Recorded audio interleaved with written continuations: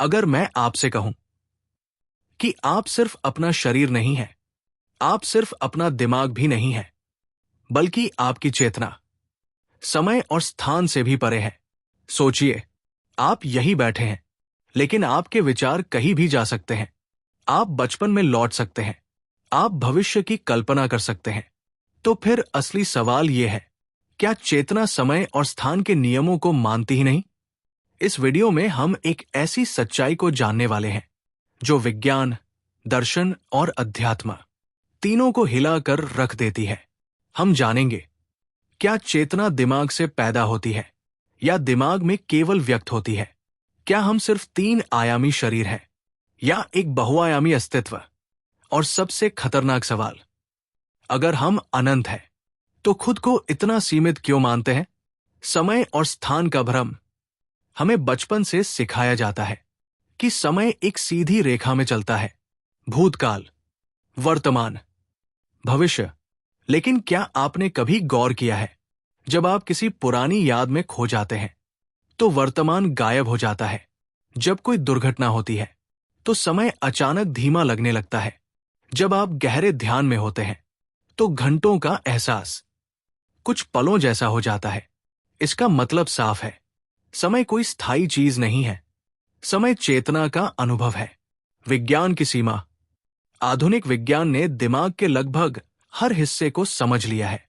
Neuron कैसे काम करते हैं, सिग्नल कैसे दौड़ते हैं, भावनाएं कैसे बनती हैं। लेकिन एक सवाल आज भी अनसुलझा है, अनुभव कहां से आता है? दर्द का सिग्नल समझ में आता है, लेकिन दर्द का एहसास कौन पैदा करता है? यहीं पर विज्ञान चुप हो जाता है। दिमाग से परे चेतना।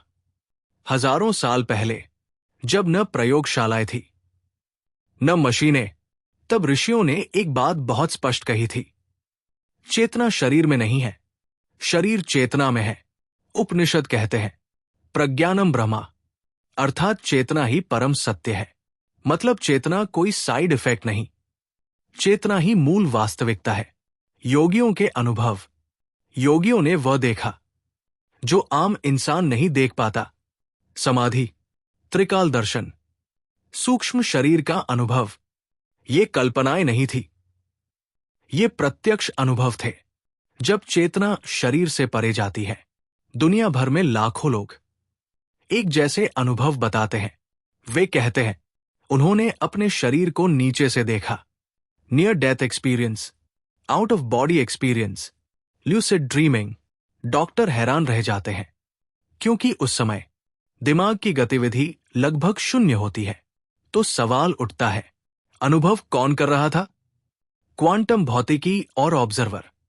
क्वांटम भौतिकी ने एक चौंकाने वाली बात सामने रखी, एक कण तब तक तय नहीं करता कि वो क्या है जब तक कोई उसे देख न ले। यानी रियलिटी देखे जाने पर बनती है। तो सवाल यह है, क्या चेतना रियलिटी को देख रही है या रियलिटी को बना रही है? अगर ऑब्जर्वर ही रियलिटी तय करता है, तो ऑब्जर्वर कौन है? दिमाग, या दिमाग के पीछे कुछ और? बहुआयामी चेतना। हम केवल 5 इंद्रियों में जीते हैं, लेकिन इसका मतलब यह नहीं कि वास्तविकता बस उतनी ही है जैसे एक चींटी के लिए कागज एक पूरी दुनिया है। वैसे ही इंसान 3 आयामों में फंसा हुआ है। ध्यान, प्रार्थना, गहरी चेतना की अवस्थाएं, सब एक ही बात इशारा करती है, आप सिर्फ शरीर नहीं है। इसका अर्थ क्या है? अगर चेतना अनंत है तो डर कहां से आया? मृत्यु का डर, असफलता का डर, अलग हो जाने का डर। शायद हमने खुद को गलत पहचान लिया है। अगर आप सच में समय और स्थान से परे हैं, तो आपकी जिंदगी का अर्थ क्या बदल जाता है? और अगर आप अपनी चेतना को जगा लें, तो आप क्या बन सकते हैं? भाग 2 की शुरुआत। पिछले भाग में हमने ये समझने की कोशिश की थी कि समय और स्थान कोई स्थायी सच्चाई नहीं है, बल्कि चेतना के भीतर होने वाला अनुभव है। अब सवाल और गहरा हो जाता है, अगर चेतना समय और स्थान से परे है, तो क्या उसकी सीमाएं भी नहीं है? क्या हमारी चेतना के अनंत आयाम हो सकते हैं? ध्यान एक द्वार। आज के समय में ध्यान को लोग केवल तनाव कम करने की तकनीक मानते हैं। लेकिन प्राचीन परंपराओं में ध्यान का अर्थ बिल्कुल अलग था। ध्यान का मतलब था चेतना को उसकी सीमाओं से मुक्त करना। जब आप ध्यान में बैठते हैं तो सबसे पहले विचार धीमे पड़ते हैं। फिर एक समय ऐसा आता है जब विचार रुक जाते हैं, लेकिन आप सोते नहीं हैं, आप पूरी तरह जागरूक होते हैं। उस अवस्था में आप सोच नहीं रहे होते, फिर भी आप मौजूद होते हैं। यही वो बिंदु है जहां दिमाग पीछे हटता है और चेतना सामने आती है। स्मृति, समय और चेतना। हम मानते हैं कि स्मृति दिमाग में संग्रहित होती है, लेकिन कई अनुभव इस धारणा को चुनौती देते हैं। कई बार ऐसा देखा गया है कि दिमाग को नुकसान होने के बाद भी कुछ यादें बनी रहती हैं। कुछ लोग कोमा से बाहर आकर ऐसी बातें बताते हैं जो उन्होंने कभी सीखी ही नहीं होती। कुछ बच्चे पिछले जन्म जैसी यादों की बातें करते हैं। अगर ये सब कल्पना नहीं है तो सवाल उठता है, क्या स्मृति सिर्फ दिमाग में है या चेतना में? शायद दिमाग केवल एक रिसीवर है और चेतना जानकारी का स्रोत। आकाशिक स्मृति का विचार। प्राचीन ग्रंथों में आकाशिक रिकॉर्ड की बात की गई है। कहा जाता है कि ब्रह्मांड में हर विचार, हर अनुभव, हर घटना कहीं न कहीं दर्ज है। योग और ध्यान की गहरी अवस्थाओं में कुछ साधक इस ज्ञान तक पहुंचने का दावा करते हैं। अगर यह सच है तो स्मृति व्यक्तिगत नहीं, सार्वभौमिक हो सकती है, और चेतना उस सार्वभौमिक स्मृति से जुड़ी हो सकती है। बदलती हुई पहचान। अगर चेतना सीमित नहीं है तो फिर मैं कौन हूं? क्या मैं नाम हूं, शरीर हूं, या मेरी कहानी हूं? जब आप कहते हैं मैं दुखी हूं, तो ध्यान दे, आप दुख नहीं है, आप दुख को देख रहे हैं। जो देखने वाला है वही असली आप है, और वह देखने वाला हर अनुभव से परे रहता है। बदली हुई चेतना की अवस्थाएं। कुछ अवस्थाओं में लोग खुद को शरीर से अलग महसूस करते हैं। कुछ को असीम शांति का अनुभव होता है, कुछ को सबसे जुड़ा हुआ महसूस होता है, ध्यान, गहरी प्रार्थना और कुछ विशेष अनुभव। इन सभी में एक बात समान है, अहंकार धीरे धीरे पिघलने लगता है और चेतना खुद को फैलता हुआ महसूस करती है। अगर चेतना अनंत है तो जीवन का अर्थ बदल जाता है। फिर सफलता और असफलता अंतिम नहीं रह जाती। मृत्यु एक अंत नहीं, बल्कि परिवर्तन लगने लगती है। डर अपनी पकड़ खोने लगता है, क्योंकि डर सीमित पहचान से पैदा होता है। अब सवाल ये नहीं है कि चेतना अनंत है या नहीं। सवाल ये है, क्या आप इस सच्चाई को अनुभव करने के लिए तैयार है? क्योंकि समझना अलग बात है और जागना एक बिल्कुल अलग अनुभव। अगले भाग में हम बात करेंगे चेतना को व्यक्तिगत रूप से कैसे खोजें और कैसे ये समझ आपकी पूरी जिंदगी बदल सकती है। भाग 3 की शुरुआत। अब तक हमने बहुत कुछ समझा, लेकिन यहां एक बात साफ होनी चाहिए, सच को समझना और सच को जीना दो अलग चीजें हैं। चेतना के बारे में सुनना आसान है, लेकिन चेतना बन जाना एक आंतरिक क्रांति है। यही वो बिंदु है जहां ये यात्रा सिर्फ ज्ञान नहीं रहती, बल्कि अनुभव बनती है। खोज बाहर नहीं, भीतर।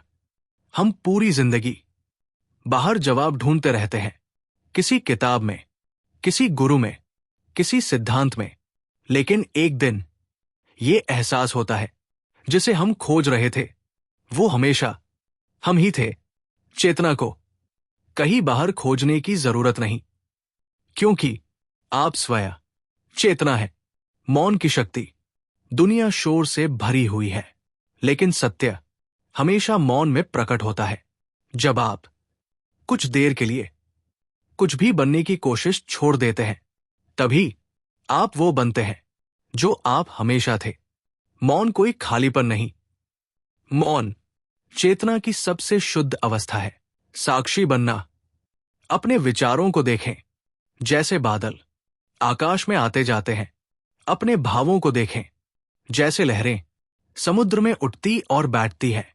जो देखने वाला है वो न तो विचार है न भावना, वो साक्षी है, और वही आपका वास्तविक स्वरूप है। मृत्यु का भ्रम टूटना। जब चेतना को खुद का एहसास होता है तब मृत्यु डरावनी नहीं लगती, क्योंकि जो पैदा हुआ है वही मरता है। लेकिन जो साक्षी है वो न पैदा होता है न मरता है। मृत्यु सिर्फ रूप बदलना है, चेतना अखंड रहती है। समय का बंधन ढीला पड़ना। जैसे जैसे चेतना गहरी होती जाती है, समय की पकड़ ढीली पड़ने लगती है। आप वर्तमान में ज्यादा रहने लगते हैं। भूत याद बन जाता है, भविष्य कल्पना, और अभी सत्य, प्रेम और करुणा का जन्म। जब आप खुद को सबसे अलग नहीं बल्कि सबका हिस्सा देखते हैं तब प्रेम प्रयास नहीं रहता, वो स्वाभाविक हो जाता है। करुणा कोई नैतिकता नहीं, एक समझ बन जाती है, क्योंकि सामने वाला आपसे अलग नहीं दिखता। जागृति के बाद जीवन। जागृति का मतलब ये नहीं कि आप दुनिया छोड़ दें, बल्कि दुनिया में रहते हुए बंधनों से मुक्त हो जाएं। आप काम करते हैं लेकिन उससे बंधते नहीं। आप संबंध निभाते हैं लेकिन खोने से डरते नहीं। आप जीते हैं लेकिन खोते नहीं। साधारण अभ्यास। हर दिन कुछ समय के लिए बस बैठिए, कुछ पाने के लिए नहीं, कुछ बनने के लिए नहीं, सिर्फ देखने के लिए। देखें विचार कैसे आते हैं और कैसे चले जाते हैं। जो देख रहा है वो बदलता नहीं, वही आप है। आप इस शरीर से पहले थे और इस शरीर के बाद भी रहेंगे। आप समय में नहीं, समय आप में घटता है। आप स्थान में नहीं, स्थान आप में प्रकट होता है। आप सीमित नहीं हैं, आप चेतना है। अंतिम शब्द। अगर ये वीडियो आपके भीतर कोई सवाल छोड़ गया है तो वो सवाल ही आपकी जागृति की शुरुआत है। इसे दबाइए मत, इसे जिए, इसे खोजें। Call to action. अगर आपको ये यात्रा सिर्फ जानकारी नहीं बल्कि अनुभूति लगी तो इस वीडियो को लाइक करें, और अगर आप इस तरह की गहरी यात्राओं पर साथ चलना चाहते हैं तो चैनल को सब्सक्राइब करें, क्योंकि ये सिर्फ वीडियो नहीं, ये याद दिलाने की कोशिश है कि आप कौन हैं।